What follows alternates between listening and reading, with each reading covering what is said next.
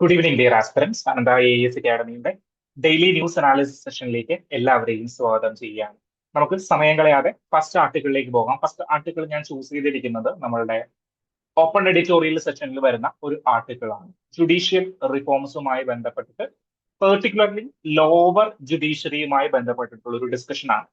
അപ്പൊ നമുക്ക് എല്ലാവർക്കും അറിയാം, ജുഡീഷ്യറിയെ കുറിച്ചിട്ട് ഒരു ഡിസ്കഷൻ നമ്മൾ മുന്നോട്ട് വെക്കുമ്പോൾ ഏറ്റവും ആദ്യം എല്ലാ UPSC ആസ്പിറൻസും എല്ലാ PSC ആസ്പിറൻസും ഒക്കെ പറയാനായിട്ട് പോകുന്ന ആദ്യത്തെ കാര്യം പെൻഡൻസി ഓഫ് കേസുകളാണ്. ലിറ്റിഗേഷൻസിലുള്ള പെൻഡൻസീസ്, കെട്ടിക്കിടക്കുന്ന കേസുകൾ. അറൌണ്ട് 4 കോടിയോളം കേസുകളാണ് കെട്ടിക്കിടക്കുന്നത്. അതായത് ഇനി പുതിയ കേസുകളൊന്നും വരാതെ ഇരുന്ന് കഴിഞ്ഞാൽ നമ്മളുടെ നിലവിലുള്ള കേസുകൾ തീർക്കാൻ വേണ്ടി മാത്രം 108 വർഷമെങ്കിലും മിനിമം എടുക്കും എന്നാണ് കണക്കുകൾ സൂചിപ്പിക്കുന്നത്. ഓക്കെ, സോ ആ അവസരത്തിൽ നമ്മൾ ഈ പെൻഡൻസിയെ എങ്ങനെ കുറയ്ക്കാം, ഇതുമായി ബന്ധപ്പെട്ട് ലോവർ കോർട്ടിലെ പെർട്ടിക്കുലർലി ഉള്ള ഒരു ഡിസ്കഷൻ ആണ് ഇന്ന് വന്നിരിക്കുന്നത്. സോ പ്രിലിംസ് പെർസ്പെക്റ്റീവില് ഞാൻ ഐഡന്റിഫൈ ചെയ്ത് കഴിഞ്ഞപ്പോൾ, അല്ലെങ്കിൽ ഞാനൊന്ന് റിസർച്ച് ചെയ്ത് കഴിഞ്ഞപ്പോൾ എനിക്ക് കിട്ടിയ ഒരു ചോദ്യമാണ് ഞാൻ ഇവിടെ കൊടുത്തിരിക്കുന്നത്. So which of the following are the conditions for the appointment as A district judge? ഒരു ഡിസ്ട്രിക്ട് ജഡ്ജ് ആക്കാനായിട്ട് അപ്പോയിന്റ്മെന്റ് ചെയ്യാനായിട്ടുള്ള കണ്ടീഷനുകൾ എന്തൊക്കെയാണ് എന്നുള്ളതാണ്. ഓക്കെ, സോ ഇത് എവിടെയാ കിടക്കുന്നത്? ഈ ഒരു പോർഷൻ ലക്ഷ്മികാന്തിലെ സബോർഡിനേറ്റ് കോഡ്സ് എന്ന് പറയുന്ന ഒരു ഏരിയയിലാണ് ഈ ഒരു ഡിസ്കഷൻ പോകുന്നത്. നമ്മൾ ഹൈക്കോടതിയെ കുറിച്ച് പഠിച്ചു കഴിഞ്ഞിട്ട് നെക്സ്റ്റ് ചാപ്റ്റർ ട്രിബ്യൂണൽസിനേക്കാളും മുന്നേ ഉള്ള ചാപ്റ്റർ, എനിക്ക് തോന്നുന്നു 300 എത്രയാണ് പേജ് നമ്പർ മറന്നുപോയി. ഓക്കെ, അപ്പൊ അവിടെയാണ് സബോർഡിനേറ്റ് കോഡ്സിന്റെ സെക്ഷനിലാണ് ഡിസ്ട്രിക്ട് ജഡ്ജിനെ എങ്ങനെയാണ് അപ്പോയിന്റ്മെന്റ് ചെയ്യുന്നത് എന്നുള്ള ഒരു ഡിസ്കഷൻ വരുന്നത്. സോ ഡിസ്ട്രിക്ട് ജഡ്ജിനെ എങ്ങനെ അപ്പോയിന്റ്മെന്റ് ചെയ്യുന്നത്? It is appointed by the governor. ഗവർണറാണ് ഡിസ്ട്രിക്ട് ജഡ്ജിനെ അപ്പോയിന്റ്മെന്റ് ചെയ്യുന്നത് with consultation with the high court. Respective high court ഏതാണോ ആ ഹൈക്കോർട്ടിനെ റെക്കമെൻഡേഷൻ അല്ലെങ്കിൽ അവരുടെ സജഷൻ എടുത്തുകൊണ്ടാണ് ഓരോ ഗവർണർമാരും ഡിസ്ട്രിക്ട് ജഡ്ജുകളെ അപ്പോയിന്റ്മെന്റ് ചെയ്യുന്നത്. അപ്പൊ നോക്കാം നമുക്ക് first statement. He should not already be in service of the central or state government. State ഗവൺമെന്റിന്റെയോ സെൻട്രൽ ഗവൺമെന്റിന്റെയോ സർവീസുകളിൽ, സർവീസ് സെക്ടറുകളിൽ അല്ലെങ്കിൽ സർവീസുകളിൽ ഇരിക്കുന്ന ഒരാളാകരുത്. ഓക്കെ, സോ അത് ശരിയല്ലേ? കാരണം ഡിസ്ട്രിക്ട് ജഡ്ജ് ആകേണ്ട ഒരാളാണ്. നോർമൽ കോമൺ സെൻസിൽ ആലോചിച്ച് കഴിഞ്ഞാൽ ഫസ്റ്റ് സ്റ്റേറ്റ്മെന്റ് ശരിയാകണം. Second statement, he should have be an advocate or a pleader for 7 years. ഇപ്പൊ എനിക്ക് അറിയാൻ പാടില്ല 7 year ആണോ 6 year ആണോ അല്ലെങ്കിൽ 5 year ആണോ എന്നുള്ളത് എനിക്ക് അറിയാനായിട്ട് പാടില്ല. തേർഡ് സ്റ്റേറ്റ്മെന്റിലേക്ക് ഞാൻ വന്നു. He should be recommended by the High Court for an appointment. Recommend ചെയ്തിരിക്കുന്നത്. സോ ബേസിക് ഇൻഫോർമേഷനിൽ എനിക്കറിയാം നമ്മളുടെ ഹൈക്കോർട്ട് റെക്കമെൻഡ് ചെയ്തിരിക്കണം, നമ്മളുടെ ഗവർണറാണ് അപ്പോയിന്റ്മെന്റ് ചെയ്യുന്നത് എന്ന് എനിക്കറിയാം. ഓക്കെ, സോ ഹൈക്കോർട്ടാണ് റെക്കമെൻഡ് ചെയ്യുന്നത്, ഗവർണറാണ് അപ്പോയിന്റ്മെന്റ് ചെയ്യുന്നത്. സെൻട്രൽ സർവീസിലോ സ്റ്റേറ്റ് സർവീസിലോ ഉള്ള ഒരാളാകാനായിട്ട് പാടില്ല. അത് കോമൺ സെൻസ് ആണ്. ദെൻ അവരുടെ ഒരു കാലാവധിയെ കുറിച്ചിട്ട്, എത്ര വർഷം വരെ അഡ്വക്കേറ്റോ പ്ലീഡറോ ആയിട്ട് ഇരുന്ന ആളുകൾക്ക് ഡിസ്ട്രിക്ട് ജഡ്ജായിട്ട് അപ്പോയിന്റ്മെന്റ് ലഭിക്കും? 7 വർഷം തന്നെയാണ് അതിന്റെ കാലാവധി പറയുന്നത്. ഓക്കെ, സോ 3 സ്റ്റേറ്റ്മെന്റും ഇവിടെ കറക്റ്റ് ആണ്. ലക്ഷ്മികാന്ത് നോക്കി, ലക്ഷ്മികാന്തിന് അങ്ങനെ തന്നെ ഞാൻ സ്ക്രീൻഷോട്ട് എടുത്ത് വെച്ചിരിക്കുന്നതാണ്. Appointment of the district judge, the appointment, posting and promotion of district judge in a state are made by governor of the state in consultation with the high court. Basic ആയിട്ടുള്ള information in consultation with the high court ആണ് governor appointment ചെയ്യുന്നത്. 3 പോയിന്റുകൾ. He or she should not already be in the service of the central or state government. Second point, he or she should have been an advocate or pleader for 7 years. So ഈ ഒരു ചോദ്യം frame ചെയ്തിരിക്കുന്നത് basic ആയിട്ടുള്ള static ആയിട്ടുള്ള ടോപ്പിക്കിൽ നിന്നല്ലേ? Static ആയിട്ടുള്ള ടോപ്പിക്കിൽ നിന്നാണ്. സോ ഈ ഒരു ചോദ്യം കിട്ടിയില്ലെങ്കിൽ നിങ്ങൾ നിങ്ങളുടെ തെറ്റുകളെ മാർക്ക് ചെയ്യണം. ഇനി തുടങ്ങി എങ്ങനെയാണെന്ന് വെച്ച് കഴിഞ്ഞാൽ പ്രിലിംസ് ടെസ്റ്റ് സീരീസുകൾ വരുമ്പോൾ തെറ്റുകളെ മാർക്ക് ചെയ്ത് പോകണം. സോ ഈ ഒരു ചോദ്യം കിട്ടിയില്ല എങ്കിൽ നിങ്ങൾ കണ്ടന്റ് റിലേറ്റഡ് ആയിട്ടുള്ള ഗ്യാപ്പാണ്, അല്ലെങ്കിൽ കണ്ടന്റ് റിലേറ്റഡ് ആയിട്ടുള്ള മിസ്റ്റേക്കുകളാണ്, കണ്ടന്റ് നിങ്ങൾക്ക് കുറച്ചും കൂടി ഇംപ്രൂവ് ചെയ്യാനുണ്ട് എന്നുള്ളതാണ് ഈ ഒരു ക്വസ്റ്റ്യനിലെ മിസ്റ്റേക്ക് നമ്മൾ കാണിക്കുന്നത്. നമ്മൾ ഇന്നലെ ലാസ്റ്റ് ഒരു ക്വസ്റ്റ്യൻ ഡിസ്കസ് ചെയ്തിട്ടുണ്ടായിരുന്നു. ആ ക്വസ്റ്റ്യൻ നിങ്ങൾക്ക് കിട്ടിയില്ലെങ്കിൽ നിങ്ങൾ ആപ്ലിക്കേഷൻ റിലേറ്റഡ് ആയിട്ടുള്ള മിസ്റ്റേക്കുകളിലാണ് നിങ്ങളുടെ പ്രോബ്ലം കിടക്കുന്നത്. നിങ്ങൾ എന്തിനെ കുറിച്ച് പഠിച്ചിട്ടുണ്ട്? ഇന്നലെ DPDP ആക്ടിനെ കുറിച്ച് പഠിച്ചിട്ടുണ്ട്. പക്ഷേ ആ പഠിച്ച കാര്യങ്ങളെ UPSCയുടെ പെർസ്പെക്റ്റീവിലേക്ക് നിങ്ങൾക്ക് അപ്ലൈ ചെയ്യാനായിട്ട് പറ്റുന്നില്ല. അതാണ് ഒരു പ്രോബ്ലം വരുന്നത്. ഓക്കെ. സോ പക്ഷെ ഇത് അങ്ങനെയല്ല, ഇത് ബേസിക്കിൽ നിന്ന് എടുത്തിട്ടുള്ള ചോദ്യങ്ങളാണ്. സോ ഇങ്ങനെ different patterns of questions preliminary എക്സാമിനേഷനിൽ നമ്മുടെ മുന്നിലേക്ക് വരും. സോ സ്റ്റാറ്റിക്കുകൾ കൃത്യമായിട്ട് പഠിച്ചിരിക്കുക. സോ ഡിസ്ട്രിക്ട് ജഡ്ജിനെ കുറിച്ച് പഠിക്കാത്തവർ വിഷമിക്കേണ്ട, ഇപ്പൊ അങ്ങോട്ട് പഠിച്ചു പോവുക. നെക്സ്റ്റ് ഇനി ഒരു ചോദ്യം ചോദിച്ചു കഴിഞ്ഞാൽ തെറ്റില്ല എന്നൊരു രീതിയിൽ നമ്മൾ പഠിക്കണം. ഓക്കെ. ഡിസ്ട്രിക്ട് ജഡ്ജി അപ്പോ എന്താണ്, സെൻട്രലോ സ്റ്റേറ്റ് ഗവൺമെന്റോ അപ്പോയിന്റ്മെന്റ് ചെയ്ത സ്റ്റാഫുകളാകാനായിട്ട് പാടില്ല. ഗവർണറാണ് അപ്പോയിന്റ്മെന്റ് ചെയ്യുന്നത്. ഹൈക്കോടതിയുടെ കൺസൾട്ടേഷൻ മുഖാന്തരമാണ് അപ്പോയിന്റ്മെന്റ് ചെയ്യുന്നത്. 7 വർഷം ഒന്നില്ലെങ്കിൽ അഡ്വക്കേറ്റ് ആയിരിക്കണം, അല്ലെങ്കിൽ പ്ലീഡർ ആയിരിക്കണം. ദെൻ ഹൈക്കോർട്ടാണ് റെക്കമെൻഡ് ചെയ്യുന്നത്. ഈ കാര്യങ്ങളൊക്കെയാണ് ഇതിൽ വരുന്നത്. Then appointment of other judge, district judge മാത്രമല്ലല്ലോ അവിടെ ഉള്ളത്, അതർ ജഡ്ജുകളുണ്ട്. ഈ ജഡ്ജുകൾ എങ്ങനെയാണ് അപ്പോയിന്റ്മെന്റ് ചെയ്യുന്നത്?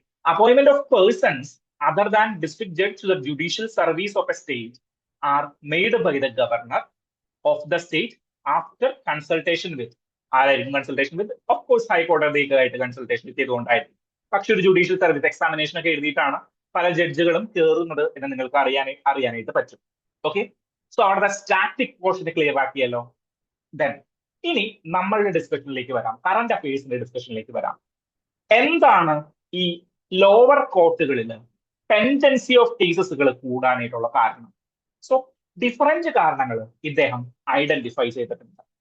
ഒന്നാമത്തെ കാരണം എന്ന് പറയുന്നത് പ്രൊസീജിയറൽ ഡിലേസ് ആണ്. അതായത് ഒരു ഹൈക്കോടതി രാവിലെ തുടങ്ങി കഴിഞ്ഞു കഴിഞ്ഞാൽ ഈ ജഡ്ജിന്, ഹൈക്കോടതി അല്ല സബോർഡിനേറ്റ് കോടതി രാവിലെ തുടങ്ങി കഴിഞ്ഞു കഴിഞ്ഞാൽ ഈ ജഡ്ജിന് പല ഉത്തരവുകളും പുറപ്പെടുവിക്കേണ്ടി വരും, സമൻസുകൾ പുറപ്പെടുവിക്കേണ്ടി വരും, അദാലത്തുകൾ എന്താണ് വക്കാലത്തുകൾ ഒപ്പിടേണ്ടി വരും. അങ്ങനെ ഡിഫറെന്റ് കാര്യങ്ങൾ, വക്കാലത്തുകൾ ഒപ്പിടുവാനല്ല, വക്കാലത്തുകൾ കൊടുക്കേണ്ടി വരും. ഇങ്ങനെ ഡിഫറെന്റ് കാര്യങ്ങൾക്ക് വേണ്ടിയിട്ട്, ക്ലറിക്കൽ ടാസ്കുകൾക്ക് വേണ്ടിയിട്ട് എന്ത് പറ്റുന്നു, സമയം ഒരുപാട് പോകുന്നു. സോ ഒരു ജഡ്ജ്മെന്റ് വിളിക്കാനായിട്ട്, അല്ലെങ്കിൽ ഒരു കോടതിയിൽ ഒരു വാദം കേൾക്കാനായിട്ട് വിളിക്കാനായിട്ടുള്ള ഒരു സമയം ചിലപ്പോൾ ഒരു 11 മണിയാകാം, 11:30 ആകാം, 12 മണിയാകാം. കാരണം ജഡ്ജിന് വേറെ ഒരുപാട് പണികൾ അവിടെ വന്നിരിക്കുകയാണ്. സോ ക്ലറിക്കൽ ആൻഡ് റെപ്പറ്റേറ്റീവ് ടാസ്കുകൾ അത് എന്ത് പറ്റുകയാണ്, അത് ഇൻക്രീസ് ചെയ്തിരിക്കുകയാണ്. സോ പ്രൊസീജിയറൽ ഡിലേസ് അവിടെ വരികയാണ്, ക്ലറിക്കൽ ബർഡൻസ് വരികയാണ്.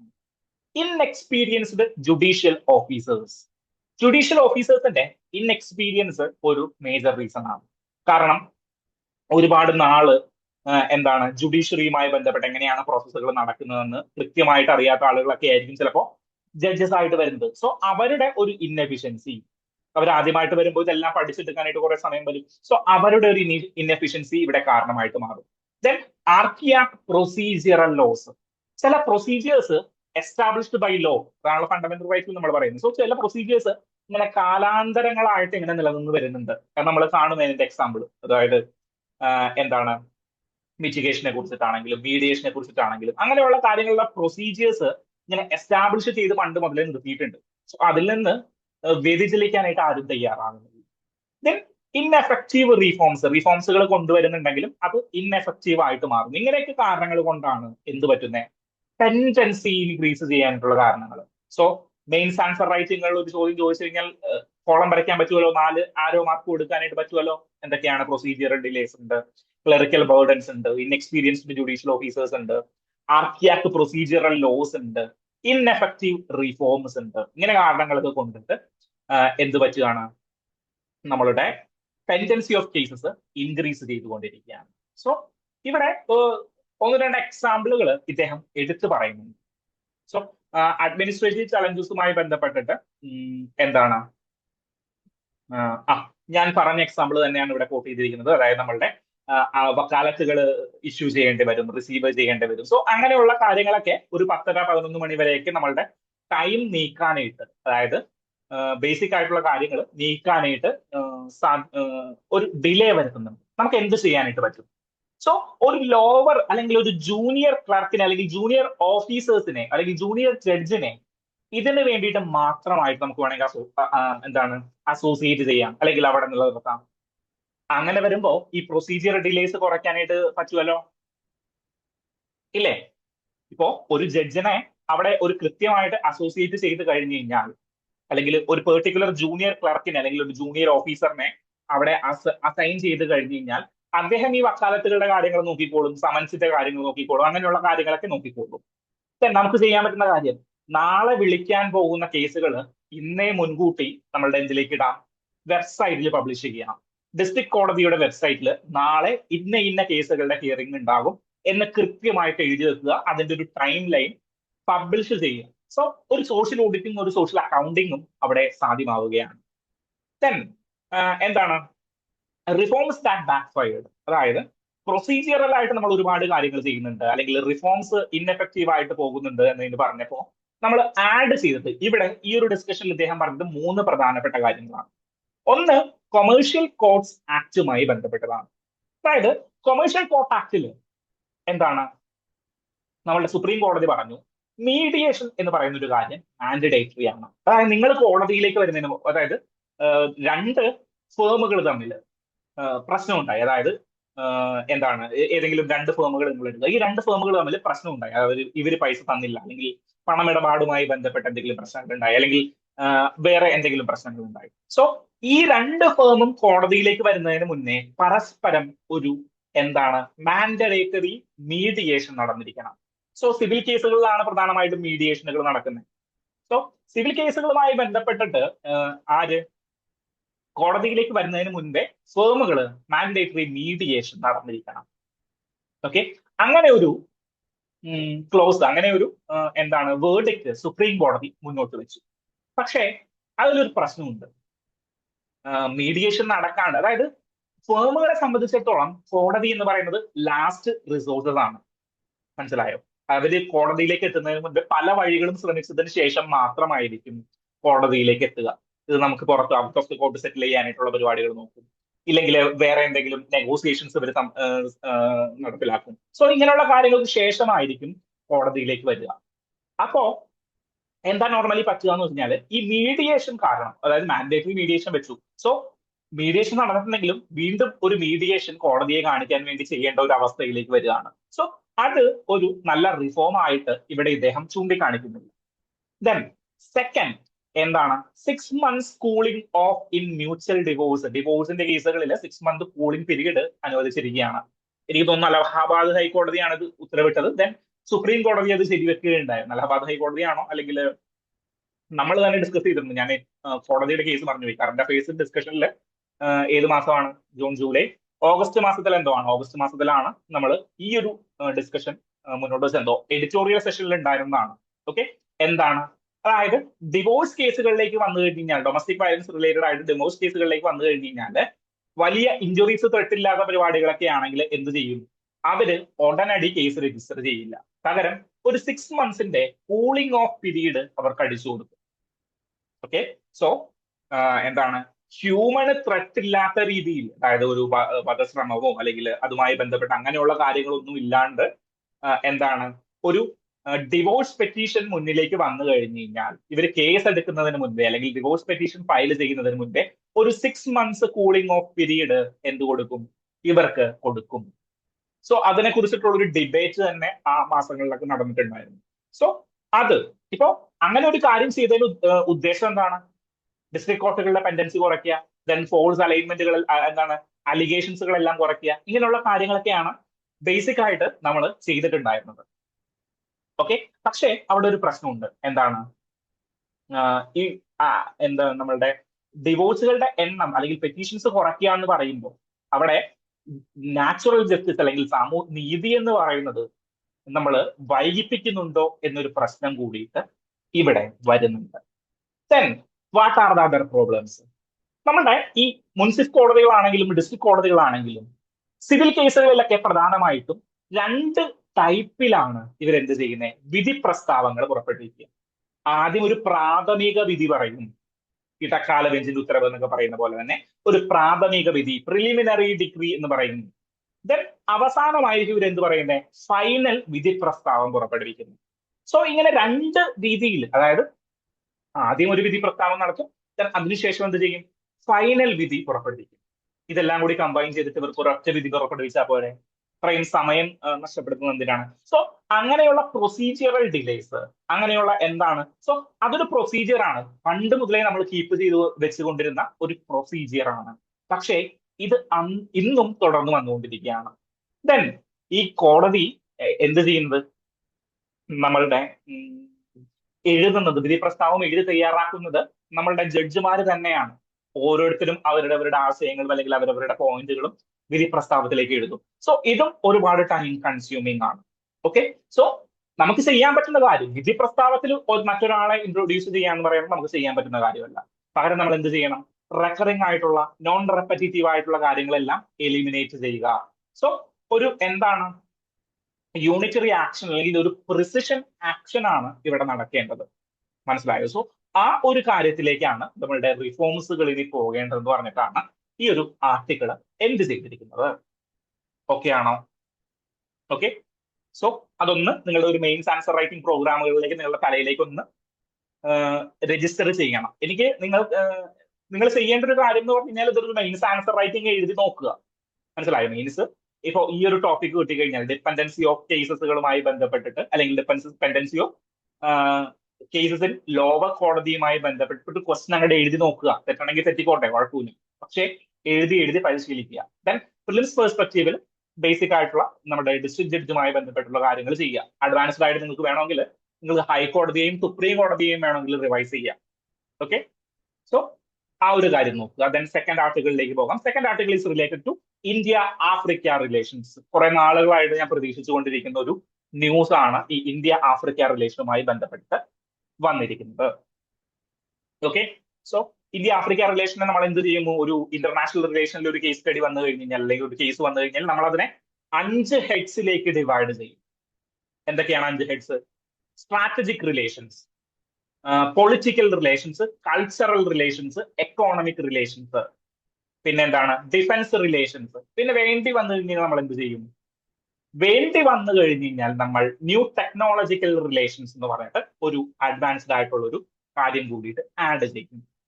ഓക്കെ, സോ ഇന്ത്യയും ആഫ്രിക്കയും, ആഫ്രിക്ക എന്ന് പറയുന്ന ഒരു ഭൂഖണ്ഡവും ഇന്ത്യയും തമ്മിലുള്ള ബന്ധം എന്താണ്? ആഫ്രിക്കയിൽ എന്തൊക്കെ ഇന്ത്യക്കാരുമായിട്ട് കണക്ട് ചെയ്യുന്ന എന്തൊക്കെ കാര്യങ്ങൾ ആഫ്രിക്കയിൽ നടന്നിട്ടുണ്ട്? ഗാന്ധിജി വന്നത് ആഫ്രിക്കയിൽ നിന്നാണ്. ഓക്കെ, സോ രാമചന്ദ്ര ഗുഹയുടെ ഒരു പുസ്തകമുണ്ട്, ഗാന്ധി ബിഫോർ ഇന്ത്യ എന്ന് പറഞ്ഞത്. സോ ആഫ്രിക്കൻ കാലഘട്ടങ്ങളിൽ അല്ലെങ്കിൽ അദ്ദേഹം ആഫ്രിക്കയിലായിരുന്ന കാലഘട്ടത്തിൽ എന്തൊക്കെ പ്രവർത്തനങ്ങളാണ് അദ്ദേഹം ചെയ്തത് എന്ന് വിവരിക്കുന്ന ഒരു പുസ്തകമാണ് ഈ ഗാന്ധി ബിഫോർ ഇന്ത്യ എന്ന് പറയുന്ന ബുക്ക്. ഓക്കെ, അതിൽ അദ്ദേഹം അവസാനത്തെ ചാപ്റ്ററിൽ അദ്ദേഹം എഴുതിയിരിക്കുന്ന ഒരു കാര്യം, ഒരു കോട്ട് ഉണ്ട്. അതായത് we made you give us Gandhi and we give you Mahatma എന്ന് ആഫ്രിക്കക്കാരനായിട്ടുള്ള ഒരാൾ പറയുന്ന ഒരു വാക്ക് അദ്ദേഹം എഴുതിയിട്ടുണ്ട്. സോ ആഫ്രിക്കയിലാണ് ഗാന്ധിജിയുടെ ഒരു മേജർ കാലഘട്ടം ജീവിച്ചു പോകുന്നത് അദ്ദേഹം. ദെൻ പ്രീ അല്ലെങ്കിൽ പോസ്റ്റ് ഇൻഡിപെൻഡൻസ് പീരീഡിൽ എന്താണ് ആഫ്രിക്കയുമായി ബന്ധപ്പെട്ട് വരുന്ന കാര്യങ്ങൾ? ആഫ്രിക്ക നമ്മളെപ്പോലെ തന്നെ ഒരു കോളനൈസ്ഡ് ആയിട്ടുള്ള ഒരു കൺട്രി ആയിരുന്നു. അവിടെയും ഈ അപ്പാർത്തൈഡ് എന്ന് പറയുന്ന കാര്യങ്ങളൊക്കെ നടന്നിരുന്നു. ദെൻ എന്താണ്? നോൺ അലൈൻമെന്റ് മൂവ്മെന്റിൽ ഇന്ത്യയുമായിട്ട് ചേർന്ന് നിന്ന പല കൺട്രീസും ആഫ്രിക്കൻ കൺട്രീസ് ആണ്. ചേരിചേരാ പ്രസ്ഥാനവുമായി ബന്ധപ്പെട്ടിട്ട് ഇന്ത്യയില് സപ്പോർട്ട് ചെയ്ത കൺട്രീസ് ആഫ്രിക്ക, ഈജിപ്ത്, അങ്ങനെ ഇന്തോനേഷ്യ അങ്ങനെയുള്ള കൺട്രീസ് ആണ്. ദെൻ മേജർ റിഫോംസ് മറ്റെന്താ ഉള്ളത്? സോ ഇതെല്ലാമാണ് ആഫ്രിക്കയുമായിട്ട് ബന്ധപ്പെടുന്ന നമ്മളുടെ കാര്യങ്ങൾ എന്ന് പറയുന്നത്. സോ എക്കോണമി വൈസ് ആഫ്രിക്ക എന്ന് പറഞ്ഞാൽ ഗുഡ് പൊട്ടൻഷ്യൽ ഉള്ള കൺട്രിയാണ്. കോൺഫെഡറേഷൻ ഓഫ് ഇന്ത്യൻ ഇൻഡസ്ട്രീസിന്റെ ഒരു റിപ്പോർട്ട് ഞാൻ കാണിച്ചു തരാം. സോ ആഫ്രിക്ക എന്ന് പറഞ്ഞു കഴിഞ്ഞാൽ ഗുഡ് പൊട്ടൻഷ്യൽ ഉള്ള കൺട്രിയാണ്. പക്ഷെ ഇതിനെ യൂട്ടിലൈസ് ചെയ്യാനായിട്ട് പലപ്പോഴും പലർക്കും സാധിക്കുന്നില്ല. അതാണ് ഇവിടുത്തെ പ്രശ്നം. ഓക്കെ, സോ ഇന്ത്യയില് നമ്മളുടെ ഒരു 2015 ശേഷം, മോദിയുടെയൊക്കെ പ്രഭാവത്തിന് ശേഷം എന്ത് വരികയാണ്? ആഫ്രിക്ക റിലേഷനെ കുറച്ചും കൂടി ഡൈവേഴ്സിഫൈ ആയിട്ട് നമ്മൾ യൂസ് ചെയ്യാനായിട്ട് തുടങ്ങി. കാരണം എന്താണെന്ന് വെച്ച് കഴിഞ്ഞാൽ ഇന്നത്തെ പത്രത്തിൽ പറയുന്ന പോലെ തന്നെ ലോകത്തിലെ 4ൽ ഒരാൾ ആഫ്രിക്കക്കാരനാണ്. അത്രയും ഹ്യൂജ് പോപ്പുലേഷൻസ് അവിടെ ഉണ്ട്. അപ്പൊ നമ്മൾ പറയും ലോകത്തിൽ 5ൽ ഒരാൾ ചൈനക്കാരനാണ് എന്ന് പറയുന്നത് പോലെ തന്നെ ലോകത്തിൽ 4ൽ ഒരാൾ ആഫ്രിക്കക്കാരനാണ്. സോ അവിടേക്കുള്ള ട്രേഡ് ഇൻക്രീസ് ചെയ്യുക, അവിടേക്കുള്ള ഒരു ഗ്ലോബൽ മാർക്കറ്റ് ഇൻക്രീസ് ചെയ്യുക എന്ന് പറഞ്ഞു കഴിഞ്ഞാൽ ഇന്ത്യയുടെ എക്സ്പോർട്ട് ഇൻക്രീസ് ചെയ്യുന്നതിന് തുല്യമാണ്. സോ ഒരു മൾട്ടി അലൈൻഡ് ആയിട്ടുള്ള ഒരു എന്താണ് വിഷനാണ് നമ്മൾ ആഫ്രിക്കയുടെ കാര്യത്തിൽ ചെയ്തുകൊണ്ടിരുന്നത്. അതിന്റെ ഒരു മേജർ എക്സാമ്പിൾ ആണ് ഇന്ത്യ ആഫ്രിക്കൻ ഫോറം സമ്മിറ്റ് 2015 നടക്കുന്നത്. Okay, India Africa forum summit 2015 നടക്കുന്നു. ആഫ്രിക്കയിൽ നിന്നുള്ള പല കൺട്രീസിൽ നിന്നുള്ള ആളുകൾ, അറൌണ്ട് 54-56 പേര് ഇന്ത്യയിലേക്ക് വന്ന് ഇന്ത്യയിലെ ന്യൂഡൽഹിയിൽ താമസിച്ച് മോദി ഗവൺമെന്റ് എന്ത് ചെയ്തു? ഇവരെ സൽക്കരിച്ച് ഒരുപാട് കാര്യങ്ങൾ ചെയ്ത് അല്ലെങ്കിൽ ഒരുപാട് പ്രപ്പോസലുകൾ മുന്നോട്ട് വെച്ചിട്ടൊക്കെയാണ് ഇവരെ വിട്ടത്. സോ ആ ഒരു കാര്യം നിങ്ങൾ ഓർത്തിരിക്കുക. So India African forum submit എന്ന് പറയുന്ന ഒരു പരിപാടി എന്ന് നടന്നു?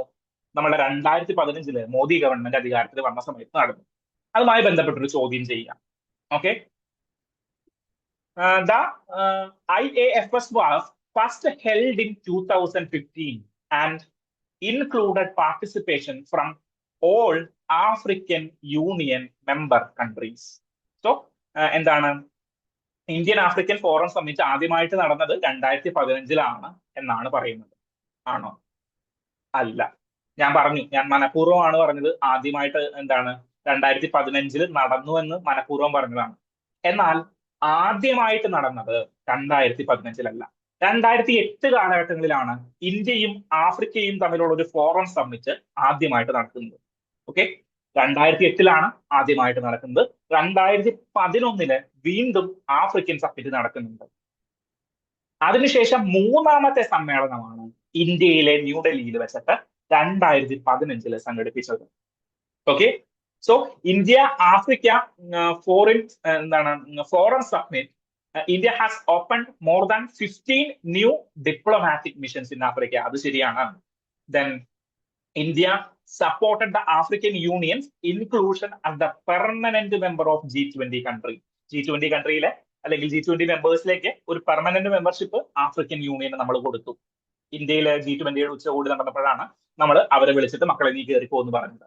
ഓക്കെ, സോ ആ രണ്ട് സ്റ്റേറ്റ്മെന്റ് കറക്റ്റ് ആണ്. ഫസ്റ്റ് സ്റ്റേറ്റ്മെന്റ് തെറ്റാണ്. ഫസ്റ്റ് സ്റ്റേറ്റ്മെന്റ് തെറ്റാനായിട്ട് കാരണം ഫസ്റ്റ് ഹെൽഡ് അല്ല, 2015 ഹെൽഡ് ചെയ്തിട്ടുണ്ട്, പക്ഷെ മൂന്നാമത്തെ സമ്മേളനമായിരുന്നു എന്നുള്ളതാണ്.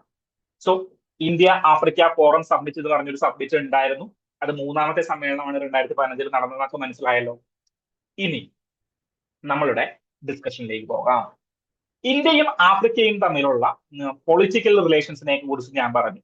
ഗാന്ധിജിയുടെ ഒരു ഹിസ്റ്ററി ഉണ്ട്, ദെൻ നോൺ അലൈൻമെന്റ് മൂവ്മെന്റിന്റെ ഒരു ഹിസ്റ്ററി ഉണ്ട്, ഡിഫറെന്റ് ഹിസ്റ്ററീസ് ഉണ്ട്. കൾച്ചറലിയും നമുക്ക് ഇങ്ങനെയൊക്കെ പറയാനായിട്ട് സാധിക്കും. ഇന്ത്യയിൽ നിന്ന് പോയിട്ടുള്ള ഒരുപാട് ആളുകൾ സൗത്ത് ആഫ്രിക്കയിലും ബാക്കിയുള്ള ആഫ്രിക്കൻ കൺട്രീസിലൊക്കെ ജോലി നോക്കുന്നവരുണ്ട്. ദെൻ ഇന്ത്യയും ആഫ്രിക്കയുമായിട്ട് അത്ര വലിയ ട്രേഡുകളൊന്നും മുന്നൊന്നും നടന്നിട്ടില്ല. കാരണം എന്താണ്? ആഫ്രിക്ക ഇന്ത്യയുടെ ഒരു മാർക്കറ്റ് ആയിരുന്നില്ല, ലോകത്തിന്റെ മാർക്കറ്റ് തന്നെ ആയിരുന്നില്ല ആഫ്രിക്ക. ദെൻ ആഫ്രിക്കയുടെ പൊട്ടൻഷ്യൽ ഒക്കെ തിരിച്ചറിയാൻ തുടങ്ങിയിട്ട് കുറച്ച് നാളുകളെ ആയിട്ടുള്ളൂ. മനസ്സിലായോ? സോ അതുകൊണ്ട് ഇന്ത്യ നിരന്തരം ട്രേഡുകൾ ആഫ്രിക്കയുമായിട്ട് ചെയ്യുന്നുണ്ട്. അറൌണ്ട് 100 ബില്യൺ ഡോളറിന്റെ ട്രേഡ് ഇന്ത്യയും ആഫ്രിക്കയും തമ്മിൽ കറന്റ് നടക്കുന്നുണ്ട്. ഓക്കെ, 100 ബില്യൺ ഡോളറിന്റെ ട്രേഡ്, അറൌണ്ട് 75 ബില്യന്റെ ഇൻവെസ്റ്റ്മെന്റും അവിടെ നടക്കുന്നുണ്ട്. ഓക്കെ, സോ എന്താണ് ആഫ്രിക്കയുടെ ഒരു പ്രത്യേകത? ഞാൻ പറഞ്ഞു 4-ൽ ഒരു ആളെന്ന് പറഞ്ഞു കഴിഞ്ഞാൽ ആഫ്രിക്കയാണ്. ഇന്ത്യ എന്ന് പറഞ്ഞു കഴിഞ്ഞാൽ ഒരു ലാർജസ്റ്റ് എക്കോണമിയാണ്. Okay, so India differently hold ചെയ്ത്, അതായത് ഇൻവെസ്റ്റ്മെന്റുകൾ നമ്മൾ നടത്തുന്നുണ്ടെന്ന് പറഞ്ഞല്ലോ. 75 ബില്യൺ ഡോളറിന്റെ ഇൻവെസ്റ്റ്മെന്റുകൾ നമ്മൾ നടത്തുന്നുണ്ട്, ട്രേഡുകൾ നടത്തുന്നുണ്ട്. സോ എക്കോണമിക് റിലേഷനിലേക്ക് ഞാനിതിനെ കൊണ്ടുവരികയാണ്. സോ പൊളിറ്റിക്കൽ റിലേഷൻ പറഞ്ഞു, കൾച്ചറൽ റിലേഷൻ പറഞ്ഞു, എക്കോണമിക് റിലേഷനിലേക്ക് ഞാൻ കൊണ്ടുവരികയാണ്. എക്കോണമിക് റിലേഷനിൽ നമ്മൾ ഏറ്റവും ഇമ്പോർട്ടന്റ് ആയിട്ട് പ്ലേസ് ചെയ്തിരിക്കുന്നത് എന്താണ്? ഒന്ന് സർവീസ് സെക്ടറാണ്. അതിൽ തന്നെ ഏറ്റവും ഇമ്പോർട്ടന്റ് ഡിജിറ്റൽ പബ്ലിക് ഇൻഫ്രാസ്ട്രക്ചറുകളാണ്. എക്സാമ്പിൾ എടുക്കുക, അതായത് ഇന്ത്യക്ക് ഒരു ഹ്യൂജ് ഡിജിറ്റൽ പബ്ലിക് ഇൻഫ്രാസ്ട്രക്ചർ ഉണ്ടല്ലോ. സംശയമുണ്ടോ? ഇല്ല, സംശയമൊന്നും വേണ്ട. ആധാർ പോലെ, ദെൻ യൂണിഫൈഡ് പേയ്മെന്റ് ഇന്റർഫേസ് പോലെ, ഇന്ത്യ കണ്ടുപിടിച്ച NPCIയുടെ UPI പോലെയുള്ള അതിഗംഭീരമായിട്ടുള്ള ഡിജിറ്റൽ പബ്ലിക് ഇൻഫ്രാസ്ട്രക്ചറുകളുണ്ട്. ഈ ഇൻഫ്രാസ്ട്രക്ചറുകൾ നമ്മൾ അമേരിക്കയ്ക്ക് സെല്ല് ചെയ്യാൻ പോവാണ്. അമേരിക്കയ്ക്ക് ആവശ്യമില്ല. അമേരിക്കയ്ക്ക് ഈ ഇൻഫ്രാസ്ട്രക്ചറുകൾ അവിടെ ബെയ്ഡ് ചെയ്യാനായിട്ടുള്ള തലയുള്ള ആളുകളുണ്ട്. ഇന്ത്യക്കാരാണെങ്കിലും തലയുള്ള ആളുകളും പണവും അവിടെയുണ്ട്. പക്ഷേ ഇതെല്ലാം വേണമെങ്കിൽ നമുക്ക് ആഫ്രിക്കയ്ക്ക് സെല്ല് ചെയ്യാലോ. ആഫ്രിക്കയിൽ ഇത്രയും ആളുകളുണ്ട്. അവരുടെ ഗവർണൻസ് ബെറ്റർമെന്റ് ചെയ്യുന്നതിന് വേണ്ടിയിട്ട്, അവരുടെ ഗവർണൻസ് അല്ലെങ്കിൽ അവരുടെ സിസ്റ്റം റൺ ചെയ്യുന്നതിന് വേണ്ടിയിട്ട്, ഇങ്ങനെയുള്ള കാര്യങ്ങൾക്ക് വേണ്ടിയിട്ട് നമുക്ക് വേണമെങ്കിൽ ആഫ്രിക്കയ്ക്ക് സെല്ല് ചെയ്യാം. സോ ഡിജിറ്റൽ പബ്ലിക് ഇൻഫ്രാസ്ട്രക്ചറിലാണ് ഇന്ത്യ ഏറ്റവും കൂടുതൽ ഫോക്കസ് ചെയ്യുന്നത്. രണ്ടാമത്തെ കാര്യം അഗ്രികൾച്ചറിലാണ്. എന്താണ്? അഗ്രികൾച്ചറിലാണ്. സോ പ്രൊഡക്ടിവിറ്റി ഇൻക്രീസ് ചെയ്യിക്കുക, ഇന്ത്യയുടെ സീഡുകൾ ഉപയോഗിക്കുക, അല്ലെങ്കിൽ നല്ല സീഡ് ക്വാളിറ്റി ഉള്ള സീഡുകൾ ഉപയോഗിക്കുക. ദാരിദ്ര്യത്തിൽ നിന്ന് മുക്തമാക്കി കഴിഞ്ഞു കഴിഞ്ഞാൽ മാത്രമേ എന്ത് ചെയ്യാനായിട്ട് പറ്റുകയുള്ളൂ? അവിടെ ഡിജിറ്റൽ പബ്ലിക് ഇൻഫ്രാസ്ട്രക്ചർ ഒക്കെ കൊണ്ടുപോയിട്ട് കാര്യവും. സോ മേജർ ഫോക്കസ് നമ്മളുടെ അഗ്രികൾച്ചറൽ പ്രൊഡക്ടിവിറ്റി ഇൻക്രീസ് ചെയ്യുക. രണ്ടാമത്തെ ഫോക്കസ് എന്ന് പറഞ്ഞു കഴിഞ്ഞാൽ ഡിജിറ്റൽ പബ്ലിക് ഇൻഫ്രാസ്ട്രക്ചറിനെ കുറിച്ചിട്ടാണ്. ഓക്കെ, ഇത് കോൺഫെഡറേഷൻ ഓഫ് ഇന്ത്യൻ ഇൻഡസ്ട്രിയുടെ റിപ്പോർട്ടിൽ നിന്ന് ഞാൻ ചൂസ് ചെയ്തിരിക്കുന്ന വാക്കുകളാണ്. Africa is A continent brimming with potential marked by rapid urbanization. അതായത് പുതിയ ആളുകൾ വന്നുകൊണ്ടിരിക്കുകയാണ്, റാപ്പിഡ് അർബനൈസേഷൻ സംഭവിച്ചുകൊണ്ടിരിക്കുകയാണ്. ഗ്രോയിങ് വർക്കിംഗ് ഏജ് പോപ്പുലേഷൻ, സാധാരണ എന്താണ് അപ്പാന പൂപ്പന്മാരല്ല അവിടെ ഉള്ളത്, വർക്കിംഗ് ഏജ് പോപ്പുലേഷൻ ഇന്ത്യയെ പോലെ തന്നെ കൂടിക്കൊണ്ടിരിക്കുകയാണ്. Rising incomes, then evolving consumption patterns. അതായത് ഒരു വർക്കിംഗ് ഏജ് പോപ്പുലേഷൻ വരികയും ഇൻകം കൂടുകയും ചെയ്തു കഴിഞ്ഞു കഴിഞ്ഞാൽ അവിടുത്തെ കൺസപ്ഷൻ പാറ്റേൺ മാറും. ബേസിക് എക്കണോമിക്സ് ആണ്. സോ ഈ കോൺഫെഡറേഷൻ ഓഫ് ഇന്ത്യൻ ഇൻഡസ്ട്രീസ് തന്നെ എന്ത് ചെയ്തിട്ടുണ്ട്, നമ്മളുടെ ഈ ആഫ്രിക്കൻ കൺട്രീസിന്റെ എല്ലാം GDP-യുടെ ഒരു ഗ്രോത്ത് പ്രൊജക്ട് ചെയ്തിട്ടുണ്ട്. ഓക്കെ, സോ അവരുടെ ഒരു റിപ്പോർട്ട് ഉണ്ട്, പറ്റുവാണെങ്കിൽ ജസ്റ്റ് ഒന്ന് കയറി നോക്കുക, ആവശ്യമില്ല എങ്കിലും നമുക്കിങ്ങനെ കണ്ട് സന്തോഷമടയാനായിട്ട് പറ്റുന്ന ഒരു റിപ്പോർട്ടാണ്. സോ റാപ്പിഡ് അർബനൈസേഷൻ കൊണ്ടും വർക്കിംഗ് ഏജ് പോപ്പുലേഷൻ ഇൻക്രീസ് ചെയ്യുന്നതുകൊണ്ടും ഇൻകംസ് ഇൻക്രീസ് ചെയ്യുന്നത് കൊണ്ടെല്ലാം കൺസപ്ഷൻ പാറ്റേൺസ് എല്ലാം മാറിക്കൊണ്ടിരിക്കുകയാണ്. ഈ അവസരം ഇന്ത്യൻ മാർക്കറ്റുകൾക്ക്, ഇന്ത്യൻ കമ്പനികൾക്ക്, ഇന്ത്യൻ എക്സ്പോർട്ടിന് യൂട്ടിലൈസ് ചെയ്തൂടെ? തീർച്ചയായിട്ടും യൂട്ടിലൈസ് ചെയ്യാം. അങ്ങനെ യൂട്ടിലൈസ് ചെയ്തില്ല എങ്കിൽ പിന്നെ നമുക്ക് ഇത്രയും വലിയൊരു മാർക്കറ്റ് തുറന്നു കിട്ടില്ല. സോ അത് ഒരു ഇമ്പോർട്ടന്റ് ആണ്. അതുകൊണ്ടാണ് നമ്മൾ ഒരു ട്രഡീഷണൽ എയ്ഡ് കൊടുക്കുക എന്നുള്ള രീതിയിൽ നിന്ന് മാറിയിട്ട് ഇൻഫ്രാസ്ട്രക്ചർ അവർക്ക് ബിൽഡ് ചെയ്ത് കൊടുക്കാം എന്നുള്ള ഒരു പോളിസിയിൽ നിന്ന് മാറിയിട്ട് നമ്മൾ എന്ത് ചെയ്തത്, നമ്മൾ ഒരു കോ ബിൽഡിംഗ്, കോ ഇൻവെസ്റ്റിംഗ്, അതായത് പ്രൈവറ്റ് സെക്ടറിനെയും ഉൾപ്പെടുത്തിക്കൊണ്ട്, അല്ലെങ്കിൽ എന്താണ് മാർക്കറ്റ് ഓറിയന്റഡ് ആയിട്ട് നമ്മൾ ഫണ്ടുകൾ പുഷ് ചെയ്യാനായിട്ട് തുടങ്ങിയത്. ഡിജിറ്റൽ മാർക്കറ്റിംഗ്, ഡിജിറ്റൽ പ്ലാറ്റ്ഫോമുകളിലേക്ക്, വാക്സിൻ മാനുഫാക്ചറിംഗിലേക്ക്, മാരിടൈം സെക്യൂരിറ്റി അല്ലെങ്കിൽ ഡിഫൻസ് റിലേഷനുമായി ബന്ധപ്പെട്ട് വരുമ്പോൾ ഞാൻ പറയാം. സോ ഇങ്ങനെയുള്ള കാര്യങ്ങളിലേക്ക് നമ്മൾ ഇൻവെസ്റ്റ് ചെയ്യാനായിട്ട് തുടങ്ങിയത്. സോ എക്കണോമിക് റിലേഷൻ എന്താണ്? എക്കണോമിക് റിലേഷൻസ് മാക്സിമം പൊട്ടൻഷ്യൽ നമുക്ക് യൂട്ടിലൈസ് ചെയ്യാൻ പറ്റുന്ന രീതിയിലേക്കാണ്. രണ്ട് കാര്യങ്ങൾ, agriculture and digital public infrastructure goods. Okay, then live എക്സാമ്പിളുകൾ ഞാൻ പറയാട്ടോ.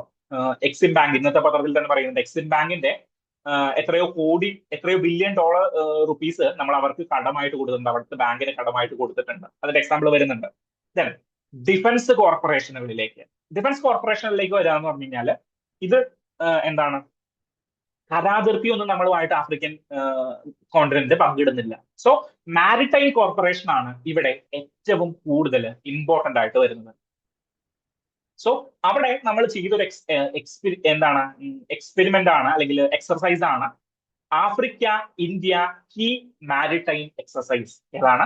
Africa India key maritime exercise 2025. So 9+ African കൺട്രീസും ഇന്ത്യയും ഒരുമിച്ച് ചേർന്നുകൊണ്ട് ഇന്ത്യൻ ഓഷ്യൻ റീജിയനിൽ നടത്തിയ ഒരു എക്സർസൈസ് ആണ് ഈ Africa India key maritime exercise എന്ന് പറയുന്നത്. നമ്മളുടെ ഇതിന്റെ എക്സാമ്പിൾ വരുന്നത്, എക്സിം ബാങ്ക് ഒരു $40 മില്യൺ ഇബിഡിന് കൊടുത്തിരിക്കുകയാണ്. എന്തിനു വേണ്ടിയിട്ട്? ഡെവലപ്മെന്റിന് വേണ്ടിയിട്ട്.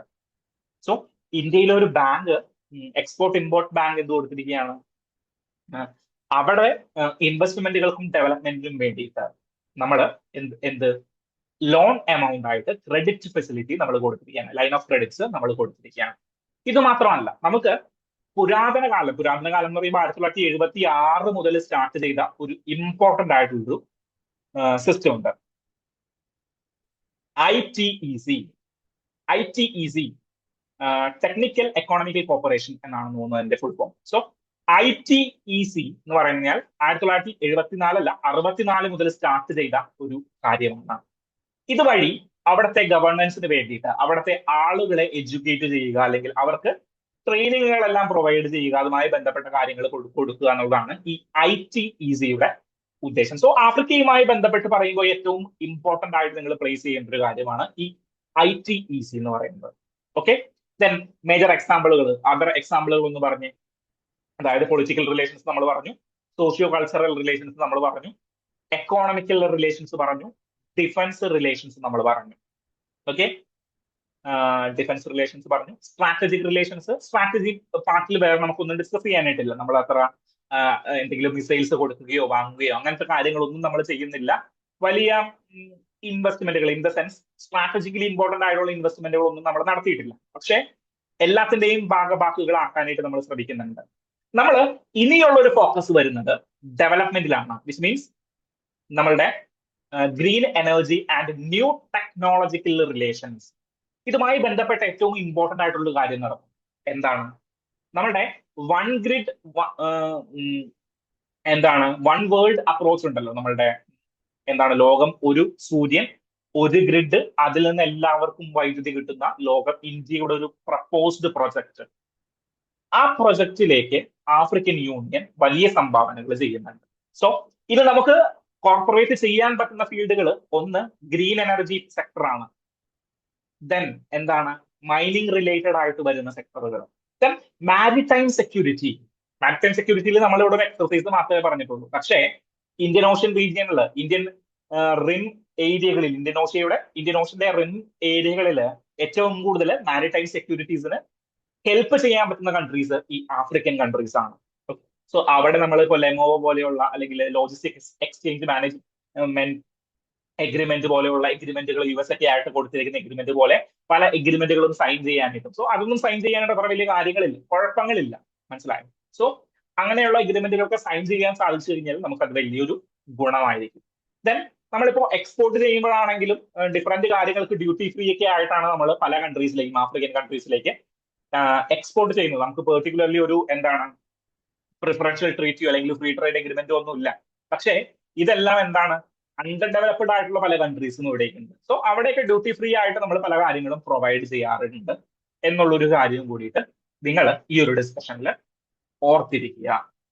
ഓക്കെ സർ, ഇവിടെ നമ്മളുടെ ഒരു മെയിൻ ഒബ്ജക്റ്റീവ് എന്ന് പറയുന്നത് ഈ ഡിജിറ്റൽ പബ്ലിക് ഇൻഫ്രാസ്ട്രക്ചറുകൾ സെല്ല് ചെയ്യുക എന്നുള്ളതാണ് മേജർലി വരുന്നത്. ഓക്കെ, ദെൻ വാക്സിന്റെ സമയത്ത്, നമ്മളുടെ COVID-19 സമയത്ത് വാക്സിൻ മൈത്രിയുമായി ബന്ധപ്പെട്ട് നമ്മൾ ഹ്യൂജ് പ്രൊഡക്റ്റുകൾ, ഹ്യൂജ് വാക്സിനുകൾ അങ്ങടേക്ക് എക്സ്പോർട്ട് ചെയ്തിട്ടുണ്ട്. ഇതെല്ലാം നമ്മളുടെ ഒരു ഗുഡ് വില്ലിനെ സാരമായിട്ട് ഇൻക്രീസ് ചെയ്യാനായിട്ട് സാധിച്ചിട്ടുണ്ട്. സോ ആ കാര്യങ്ങളെല്ലാം നിങ്ങൾ ഒന്ന് ഓർത്തിരിക്കുക. സോ അതിന്റെ ഒരു പാറ്റേൺ ആയിട്ട് നിങ്ങൾ കീപ്പ് ചെയ്യുക, 5 ഹെഡ്സിലേക്ക് കൊണ്ടുപോവുക. സോ എക്സാമ്പിൾ ആയിട്ട് എന്തൊക്കെ പഠിക്കണം? IIT മദ്രാസിന്റെ ഒരു എക്സാമ്പിൾ പറയാനായിട്ട് വിട്ടുപോയി. IIT മദ്രാസിന്റെ ഒരു off shore campus, first campus ആണ്. ഓഫ് ഷോർ ക്യാമ്പസ് എവിടെയാണ്? ആഫ്രിക്കയിലാണ് സ്റ്റാർട്ട് ചെയ്തിരിക്കുന്നത്. ഓക്കെ, സോ ആഫ്രിക്ക, IIT മദ്രാസിന്റെ ഒരു ക്യാമ്പസ് പുറത്ത് സ്റ്റാർട്ട് ചെയ്തിരിക്കുകയാണ്. അത് എന്തിനു വേണ്ടിയിട്ടാണ്? അവിടെയുള്ള ആളുകൾക്ക് എഡ്യൂക്കേഷൻസ് കൊടുക്കുക, അവിടെയുള്ള ആളുകൾക്ക് കുറച്ചും കൂടി ടെക്നിക്കലി എന്താണ് വെൽ ഓഫ് ആക്കി മാറ്റുക. ദെൻ അതുവഴി അവിടെ ഉണ്ടാകുന്ന ഒരു നോളജ് ക്യാപിറ്റലിനെ അല്ലെങ്കിൽ ഒരു നോളജ് എക്കോണമിയെ നമുക്ക് യൂട്ടിലൈസ് ചെയ്യാൻ പറ്റുക എന്നുള്ളതൊക്കെയാണ് നമ്മളുടെ ഒരു ലക്ഷ്യമായിട്ട് കണക്കാക്കുന്നത്. ഇപ്പോൾ ഈ ഒരു 2 എക്സാമ്പിൾ, എക്സിം ബാങ്കിന്റെ എക്സാമ്പിൾ, ദെൻ എന്താണ് നമ്മളുടെ ഈ IIT മദ്രാസിന്റെ എക്സാമ്പിൾ കൂടിയിട്ട് നിങ്ങളൊന്ന് മനസ്സിലാക്കി വെച്ചേക്കുക. ഓക്കെ, തേർഡ് ഡിസ്കഷനിലേക്ക് പോവുകയാണ്, സമയം അതിക്രമിച്ചോ. തേർഡ് ഡിസ്കഷനിലേക്ക് പോകുമ്പോൾ എന്താണെന്ന് വെച്ച് കഴിഞ്ഞാൽ കോൺസ്റ്റിറ്റ്യൂഷണൽ അമെന്റ്മെന്റ് ബില്ലുമായി ബന്ധപ്പെട്ടിട്ടുള്ളതാണ് ഈ ഒരു ഡിസ്കഷൻ. ഇന്ത്യയുടെ അല്ല, പാകിസ്ഥാന്റെ constitutional amendment bill. Okay, so പാകിസ്ഥാന്റെ 27th കോൺസ്റ്റിറ്റ്യൂഷണൽ അമെന്റ്മെന്റ് ബില്ല് കുറച്ച് വിവാദമായിരിക്കുകയാണ്. പാകിസ്ഥാന്റെ ഡെമോക്രസിയെ തച്ചുടയ്ക്കാനായിട്ടുള്ള ഏറ്റവും ഇമ്പോർട്ടന്റ് ആയിട്ടുള്ള ബില്ലായിട്ടാണ് അവര് അതിനെ കാണുന്നത്. ഓക്കെ, എന്താണ് ഇവിടെ പ്രശ്നം? ഇവിടെ എന്താന്ന് വെച്ച് കഴിഞ്ഞാല് ആർമി ചീഫിന്, ചീഫ് ഓഫ് ഡിഫൻസ് ഫോഴ്സ് എന്ന് പറയുന്ന ആർമി ചീഫ് അസീം മുനീർ ആണ്. ഓക്കെ, ആന്റി ഇന്ത്യൻ ആയിട്ടുള്ള ഒരു വ്യക്തിയാണ് അസീം മുനീർ എന്ന് പറഞ്ഞു കഴിഞ്ഞാൽ. അദ്ദേഹത്തിന്റെ രാഷ്ട്രീയം ഉണ്ടാകുക വിട്ടേക്കാം. UPSC പെർസ്പെക്റ്റീവില് നമ്മളുടെ എന്താണ് അസീം, നമ്മുടെ ആർമി ചീഫിന് chief of defence force, so who is controlling all the 3 armies. Chief of defence, ഡിഫൻസിന്റെ ഏറ്റവും സുപ്രീം പവർ നമ്മളുടെ ആർമി ചീഫിന് കൊടുക്കാനായിട്ടുള്ള ഒരു അമെന്റ്മെന്റ് ബില്ലാണ് ഇവിടെ വന്നിരിക്കുന്നത്. അത് മാത്രമല്ല, സോ നിങ്ങൾ ഒരു ആർമി ചീഫ് ആയി കഴിഞ്ഞാൽ you will get the 5 star. 5 star ആയിരിക്കും നിങ്ങളുടെ തോളിൽ ഉണ്ടാവുക. സോ ഈ 5 സ്റ്റാർ ഉള്ള ഏതൊരാളെയും അപ്പോയിന്റ്മെന്റ് ചെയ്ത് കഴിഞ്ഞാൽ അവർക്ക് ഫുൾ എന്താണ് ഫുൾ പവർ, അതായത് നമ്മളുടെ ന്യൂക്ലിയർ അസറ്റുകൾ എങ്ങനെ യൂട്ടിലൈസ് ചെയ്യണമെന്ന് അവര് തീരുമാനിക്കും. മനസ്സിലായോ? So you become A chief of defence service അല്ലെങ്കിൽ ചീഫ് ഓഫ് ഡിഫൻസ് ഫോഴ്സ് ആയി കഴിഞ്ഞു കഴിഞ്ഞാൽ എവിടെ ഈ കോൺസ്റ്റിറ്റ്യൂഷണൽ, പാകിസ്ഥാന്റെ 27ാമത്തെ കോൺസ്റ്റിറ്റ്യൂഷണൽ അമെന്റ്മെന്റ് പ്രകാരം നിങ്ങളൊരു ചീഫ് ഓഫ് ഡിഫൻസ് ഫോഴ്സ് ആയി കഴിഞ്ഞു കഴിഞ്ഞാൽ ന്യൂക്ലിയർ അസറ്റിന്റെ മേലുള്ള പരമാധികാരം ഈ ഓഫീസേഴ്സിനായിരിക്കും. ദെൻ നിങ്ങൾക്ക് എന്ത് കിട്ടും? നിങ്ങൾക്ക് ലൈഫ് ലോങ് ലീഗൽ ഇമ്മ്യൂണിറ്റി. നിങ്ങളൊരു പ്രത്യേക പ്രവർത്തി ചെയ്തു, ഫോർ എക്സാമ്പിൾ ഒരു ന്യൂക്ലിയർ ബോംബ് പൊട്ടിക്കാനായിട്ട് തീരുമാനിച്ചു. ഇത് ശരിയാണോ തെറ്റാണോ നിങ്ങളെ വിധിക്കാനായിട്ട് ആർക്ക് അധികാരം ഉണ്ടാകില്ല? ഗവൺമെന്റിനോ കോടതികൾക്കോ അധികാരം ഉണ്ടാവില്ല. So life long legal immunity ഇയാൾക്ക് കൊടുക്കും. ദെൻ വേറെ എന്താണ്? നിങ്ങളെ റിമൂവ് ചെയ്യണമെങ്കിൽ, ഫോർ എക്സാമ്പിൾ നിങ്ങളുടെ ചീഫ് ഓഫ് ഡിഫൻസ് ഫോഴ്സ് ആയിട്ട് നിങ്ങൾ അപ്പോയിന്റ്മെന്റ് ചെയ്ത് കഴിഞ്ഞാൽ, അസീം മുനീറിനെ അപ്പോയിന്റ്മെന്റ് ചെയ്ത് കഴിഞ്ഞാൽ നിങ്ങളെ റിമൂവ് ചെയ്യണമെങ്കിൽ 2/3 of the majority in the parliament, പാർലമെന്റിൽ പ്രത്യേക ഭൂരിപക്ഷം, വിച്ച് മീൻസ് സ്പെഷ്യൽ മെജോറിറ്റി വേണം. നോർമലി എന്താണ് 5 വർഷം തികച്ച ഒരു പ്രധാനമന്ത്രിയെ ഒഴിച്ച് ബാക്കി എല്ലാ പ്രധാനമന്ത്രിമാരും 5 വർഷം പാർലമെന്റിൽ സ്ഥിരമായിട്ട് കണ്ടിട്ടില്ല. സോ ഈ അവസരത്തിൽ ഇങ്ങനെ ഒരു ബില്ല് കൂടി വന്നു കഴിഞ്ഞാൽ it is the end of the democracy. Then ജുഡീഷ്യറിയുടെ പവർ, അവിടെ ഒരു ഇൻഡിപെൻഡന്റ് ജുഡീഷ്യറി ഉണ്ടല്ലോ, അവിടെ ഒരു ഇൻഡിപെൻഡന്റ് ജുഡീഷ്യറി ഉണ്ട്. പക്ഷേ ഒരു ന്യൂ ഫെഡറൽ കോൺസ്റ്റിറ്റ്യൂഷണൽ കോർട്ട്, അതായത് അവിടെ ഒരു സുപ്രീം കോടതി ഉണ്ട്, ഒരു ഹൈക്കോടതിയൊക്കെ ഉണ്ടാകും. പക്ഷേ ഇതിനു മേലെ ഇദ്ദേഹം ഈ ന്യൂ അമെന്റ്മെന്റ് പ്രകാരം ഒരു പുതിയ ഫെഡറൽ കോൺസ്റ്റിറ്റ്യൂഷണൽ കോർട്ടിനെ എസ്റ്റാബ്ലിഷ് ചെയ്യാം.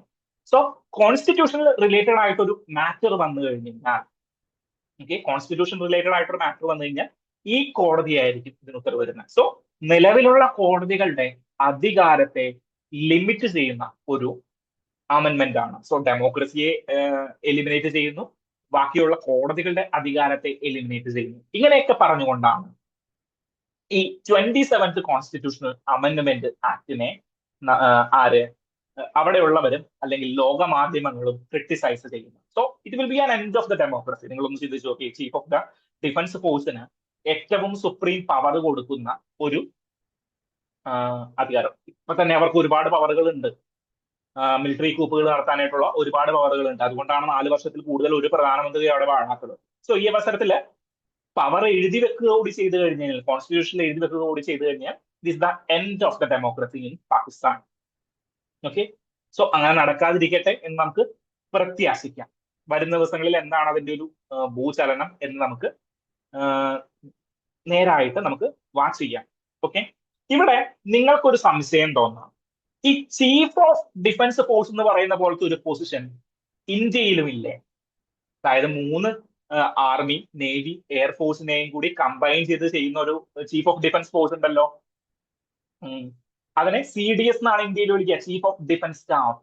അപ്പൊ അങ്ങനത്തെ ഒരു പൊസിഷൻ ഇന്ത്യയിലുണ്ടല്ലോ. അപ്പൊ ഇന്ത്യ എന്താണ് ഈ ആർമിക്ക് പരമാധികാരം കൊടുക്കുന്ന ഒരു രാജ്യമാണോ? അല്ല. അത്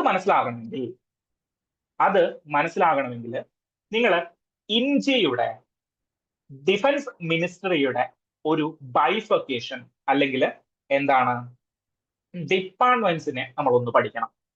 ഓക്കെ, ഇന്ത്യയുടെ മിനിസ്ട്രി ഓഫ് ഡിഫൻസ്, നമ്മുടെ രാജ്നാഥ് സിംഗ് ഹെഡ് ചെയ്യുന്ന മിനിസ്ട്രി ഓഫ് ഡിഫൻസ്, ഇതിന് പ്രധാനമായിട്ടും 5 ഡിപ്പാർട്ട്മെന്റുകളാണുള്ളത്. ഓക്കെ, ഇമ്പോർട്ടന്റ് ആണ്, 5 ഡിപ്പാർട്ട്മെന്റുകളാണുള്ളത്. ഒന്ന് department of defence. Defence related ആയിട്ടുള്ള കാര്യങ്ങൾ, തീരുമാനങ്ങൾ എടുക്കുക, പോളിസീസ് എടുക്കുക, യുദ്ധം വേണമോ വേണ്ടയോ, ഇങ്ങനെയുള്ള കാര്യങ്ങളെല്ലാം തീരുമാനമെടുക്കാനായിട്ട് ഡിപ്പാർട്ട്മെന്റ് ഓഫ് ഡിഫൻസ് എന്ന് പറഞ്ഞൊരു ഡിപ്പാർട്ട്മെന്റ് ഉണ്ട്. ഡിപ്പാർട്ട്മെന്റ് ഓഫ് മിലിറ്ററി അഫയേഴ്സ്, അതായത് മിലിറ്ററിയുടെ ദൈനംദിന പ്രവർത്തനങ്ങൾ, അവർക്ക് എന്താണ് റേഷൻ, അവരുടെ എന്താണ് അവരുടെ ചില പ്രൊക്യൂർമെന്റുകൾ ഉണ്ടാവുമല്ലോ, അല്ലെങ്കിൽ അതുമായി ബന്ധപ്പെട്ട മിലിറ്ററിയുടെ ആവശ്യങ്ങൾ, മിലിറ്ററി അഫയേഴ്സുമായി ബന്ധപ്പെട്ട് വേണ്ടിയിട്ട് സെപ്പറേറ്റ് ഒരു ഡിപ്പാർട്ട്മെന്റ് നമുക്കുണ്ട്. Third, department of defence productions.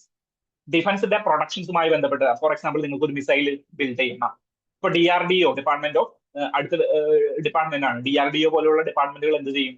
അവിടെ പ്രൊഡക്ഷൻ പ്ലാനുകൾ തരും. പക്ഷേ പ്രൊഡക്ഷന് ഫണ്ട് കൊടുക്കുന്നത് ബാക്കിയുള്ള കാര്യങ്ങൾ എന്ത് ചെയ്യും? ഡിപ്പാർട്ട്മെന്റ് ഓഫ് ഡിഫൻസ് പ്രൊഡക്ഷൻ മുഖേനയായിരിക്കും നടക്കുന്നത്. അല്ലെങ്കിൽ ഒരു റഫേൽ വിമാനം നിങ്ങൾക്ക് വാങ്ങിക്കണം, സോ പ്രൊഡക്ഷനുമായി ബന്ധപ്പെട്ട പ്രൊക്യൂർമെന്റുമായി ബന്ധപ്പെട്ടുള്ള കാര്യങ്ങളെല്ലാം ചെയ്യുന്നത് ഡിപ്പാർട്ട്മെന്റ് ഓഫ് ഡിഫൻസ് പ്രൊഡക്ഷൻ ആയിരിക്കും. ദെൻ നമുക്ക് മറ്റൊരു ഡിപ്പാർട്ട്മെന്റ് ഉണ്ട്, DRDO, department of defence research and development organisation. അവിടെ ഡിഫൻസ് റിലേറ്റഡ് ആയിട്ടുള്ള റിസർച്ചുകൾ ദെൻ എന്താണ് അതുമായി ബന്ധപ്പെട്ട കാര്യങ്ങളൊക്കെ ചെയ്യുന്നത് DRDO വിഭാഗമായിരിക്കും. ദെൻ എക്സ് സർവീസ് മാനിന്റെ വെൽഫെയറിന് വേണ്ടിയിട്ട് പ്രത്യേകമായിട്ടൊരു department. Okay, so 5 department. Department of defence, അവിടെയായിരിക്കും പോളിസീസ് പ്ലാൻ ചെയ്യുന്നതും ഇംപ്ലിമെന്റ് ചെയ്യുന്നതും. Department of military affairs, military കാര്യങ്ങൾ എന്താണ് ഡെയിലി ഉള്ള കാര്യങ്ങൾ, ഇന്റേണൽ മാറ്റേഴ്സ് എല്ലാം ഡിസൈഡ് ചെയ്യുന്നത്. ഫോർ എക്സാമ്പിൾ, ആർമിയുടെ സെലക്ഷൻ എങ്ങനെയായിരിക്കണം, അത് ആര് നടക്കും, അത് ഡിപ്പാർട്ട്മെന്റ് ഓഫ് മിലിറ്ററി അഫയേഴ്സിന്റെ കാര്യങ്ങളാണ്. ദെൻ പ്രൊഡക്ഷന് വേണ്ടിയിട്ട് സെപ്പറേറ്റ് ഡിപ്പാർട്ട്മെന്റ്, റിസർച്ചിന് വേണ്ടിയിട്ട് സെപ്പറേറ്റ് ഡിപ്പാർട്ട്മെന്റ്, എക്സ് സർവീസ് മാന്റെ വെൽഫെയറിന് വേണ്ടിയിട്ട് സെപ്പറേറ്റ് ഡിപ്പാർട്ട്മെന്റ്. ഓക്കെ, ദെൻ ഇനിയാണ് ശ്രദ്ധിക്കേണ്ടത്, ഡിപ്പാർട്ട്മെന്റ് ഓഫ് ഡിഫൻസിനെ ഹെഡ് ചെയ്യുന്നത് ആരാണ്? ഡിഫൻസ് സെക്രട്ടറി എന്ന് പറയുന്ന ഒരു ടോപ്പ് മോസ്റ്റ് IAS ഓഫീസർ ആയിരിക്കും. നോർമലി ഒരു IAS ഓഫീസർ ആയിരിക്കും. Which means he's a bureaucratic person. Department of ഡിഫൻസിനെ ഹെഡ് ചെയ്യുന്നത് ഡിഫൻസ് സെക്രട്ടറി എന്ന് പറയുന്ന ബ്യൂറോക്രാറ്റിക് ഓഫീഷ്യൽ ആയിരിക്കും. ഡിപ്പാർട്ട്മെന്റ് ഓഫ് മിലിറ്ററി അഫയേഴ്സിനെ ഹെഡ് ചെയ്യുന്ന ആളാണ് നമ്മളുടെ ചീഫ് ഓഫ് ഡിഫൻസ് സ്റ്റാഫ്. ആരാണ്? ഡിപ്പാർട്ട്മെന്റ് ഓഫ് മിലിറ്ററി അഫയേഴ്സിനെ ഹെഡ് ചെയ്യുന്നത് chief of defence staff. So when comes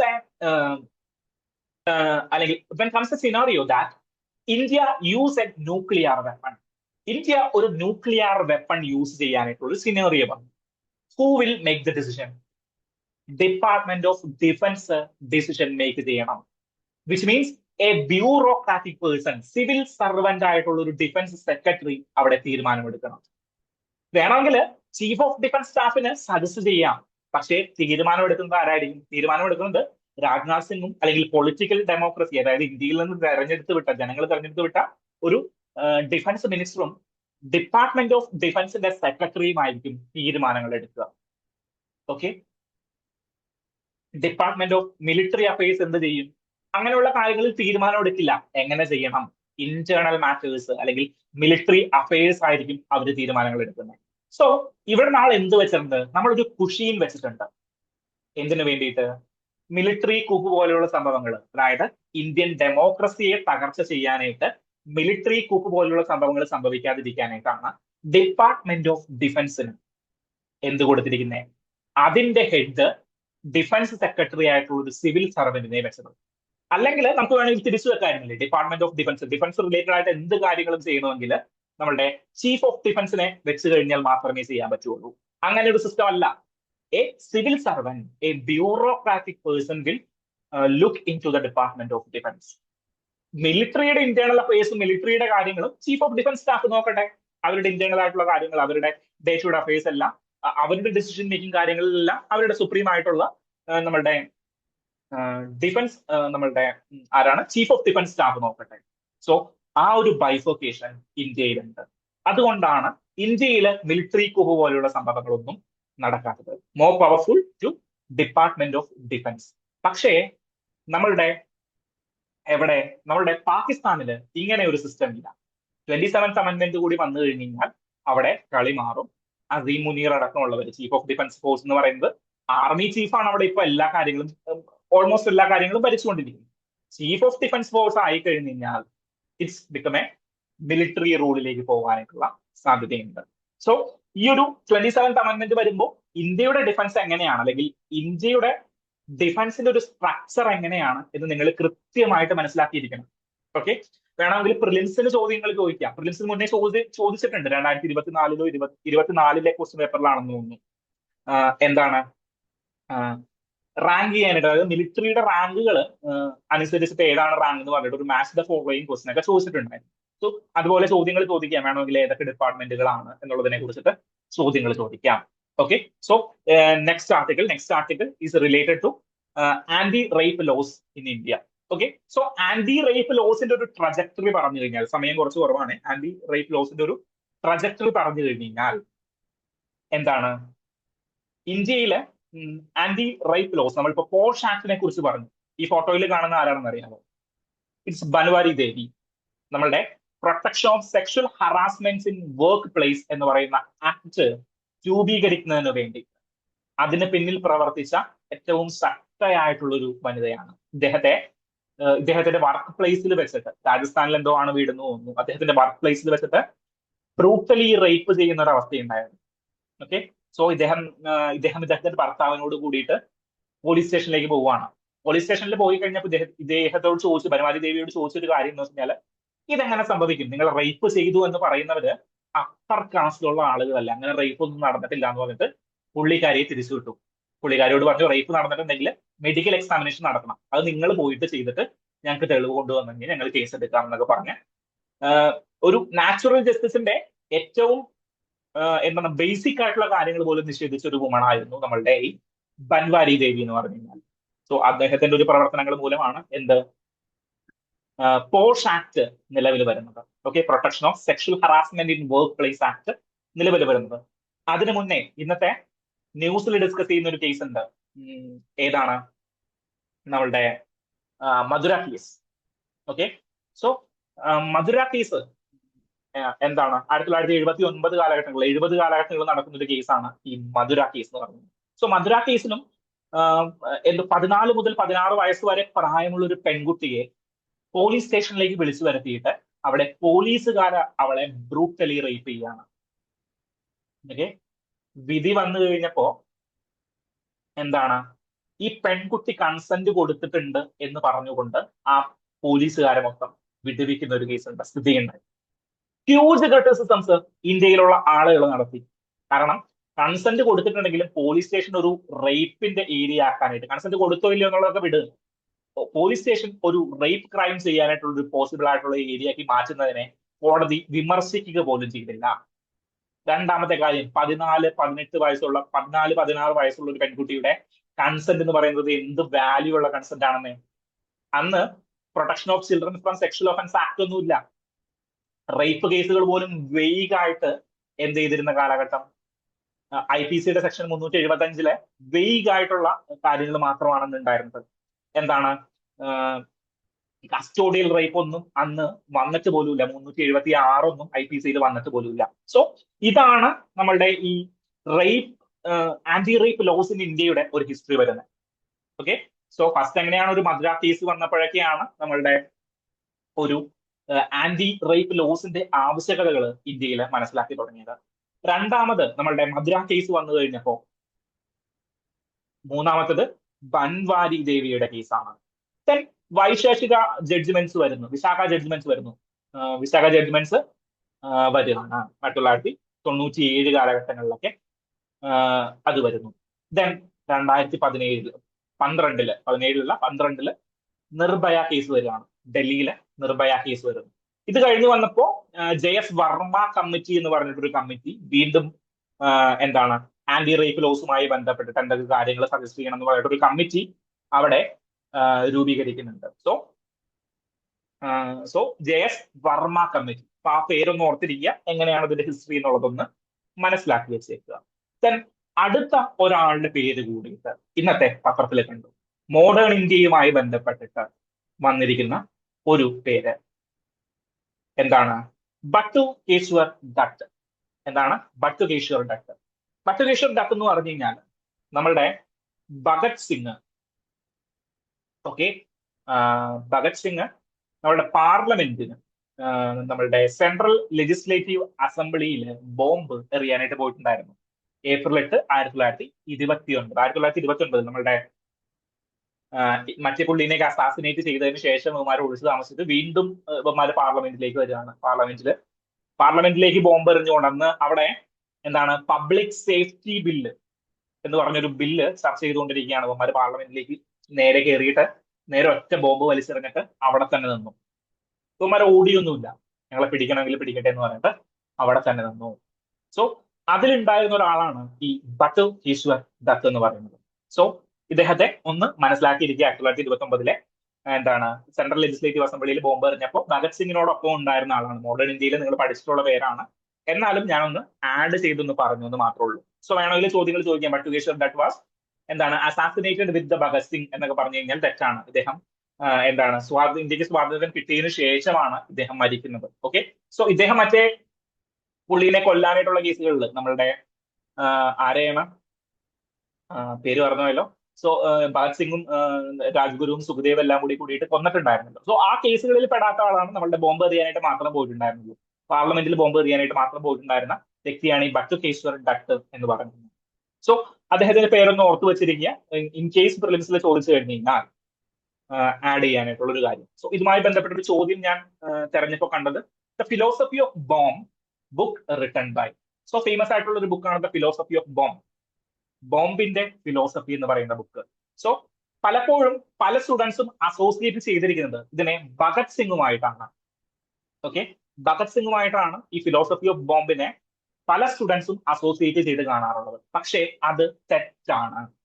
Bhagat Singh അല്ല, Bhagavathi Charan Bora, the bomb maker, ഇവരുടെ കൂട്ടത്തിൽ ഉണ്ടായിരുന്ന ഹിന്ദുസ്ഥാൻ സോഷ്യലിസ്റ്റ് റിപ്പബ്ലിക് അസോസിയേഷനിൽ ഉണ്ടായിരുന്ന ദ ബോംബ് മേക്കർ ആയിട്ടിരുന്ന ആളാണ് ഈ ഭഗവതി ചരൺ ബോറ എന്ന് പറയുന്നത്. ഓക്കെ, സോ അദ്ദേഹം എഴുതിയിരിക്കുന്ന ഒരു പുസ്തകമാണ് ദ ഫിലോസഫി ഓഫ് ബോംബ്. എന്തിനാണ് ഞങ്ങൾ ഈ ബോംബ് ഉണ്ടാക്കുന്നത്? ഞങ്ങൾ ആളുകളെ കൊല്ലാനായിട്ടല്ല ബോംബ് ഉണ്ടാക്കുന്നത്, പക്ഷേ ഞങ്ങളുടെ സിസ്റ്റത്തോടുള്ള ചില എതിർപ്പുകൾ. ഭഗത് സിംഗ് പറഞ്ഞൊരു കാര്യമുണ്ട്, എന്താണ്, കേൾവി ശക്തി ഇല്ലാത്തവർ കേൾക്കണമെങ്കിൽ ശബ്ദം ഉറക്കെ ആയിരിക്കണം. If the deaf need to hear the sound will be louder. So ആ ഒരു കാര്യം ഇദ്ദേഹം ഭഗവതി ചരൺ ബോറ എന്ന് പറയുന്നത് ബോംബ് മേക്കർ, ഇവരുടെ ഇടയിൽ ബോംബ് മേക്കർ എന്നറിയപ്പെട്ടിരുന്ന ആളാണ് ഈ ഭഗവതി ചരൺ ബോറ. അദ്ദേഹം എഴുതിയിരിക്കുന്ന ബുക്കാണ് ദ ഫിലോസഫി ഓഫ് ബോംബ് എന്ന് പറയുന്നത്. സോ ആ ഒരു കാര്യം കൂടി അഡീഷണൽ ആയിട്ട് നിങ്ങളൊന്ന് ഓർത്ത് വെക്കുക. The philosophy of bomb and the Batukeshwar ദത്തിനെയും കൂടിയിട്ട് നിങ്ങളൊന്ന് ഓർത്ത് വെച്ചേക്കും. സോ അതോടുകൂടിയിട്ട് ഇന്നത്തെ കറന്റ് അഫയേഴ്സ് നമുക്ക് ഇവിടെ എൻഡ് ചെയ്യാം.